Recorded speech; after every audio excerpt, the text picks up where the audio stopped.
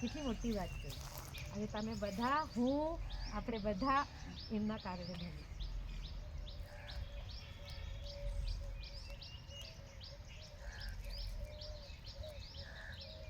પર કામ કરવાનું, આદિવાસી સ્ત્રીઓનું શોષણ થાય છે તો એ બંધ થાય એના માટે કામ કરવું, કે પછી આદિવાસી બાળકોમાં કુપોષણ વધારે છે એના માટે મારે કામ કરવું, એ એવી રીતે ટાર્ગેટ છે કે આટલી વસ્તુ પર તો મારે કામ, એમાંથી કોઈ એક પર ફોકસ કરી અને એને નિશાન બનાવવાનું.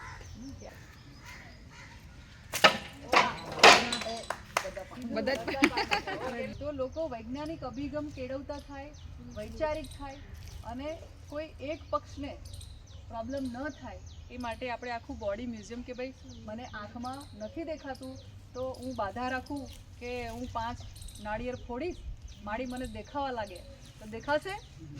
શું કરવું પડે? ક્યાં જવું પડે? દવાખાને જ જવું પડે. અને એટલે આપણને કોઈ કેમ કે લાવ તો તારું હાથ લાવ,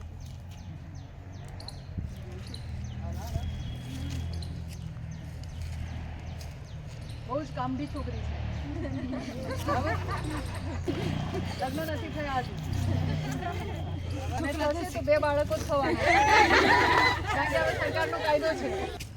બીમાર બહુ નથી પડતા, પણ એક વખત વધારે બીમાર થઈ ગયેલા, જવું કરી ગયેલા. હવે આટલી બધી મહેનત કરો છો પણ લક્ષ્મી તમારા હાથમાં ટકતી નથી.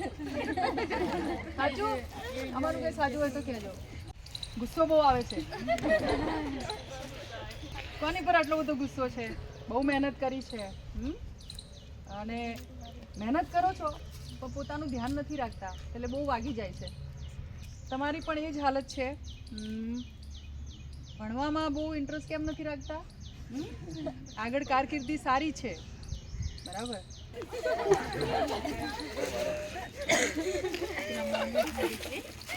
બહુ સ્વસ્થ વ્યક્તિ છે, બરાબર, બીમારી નથી આવતી. ઓકે, સ્માઇલ કરતો.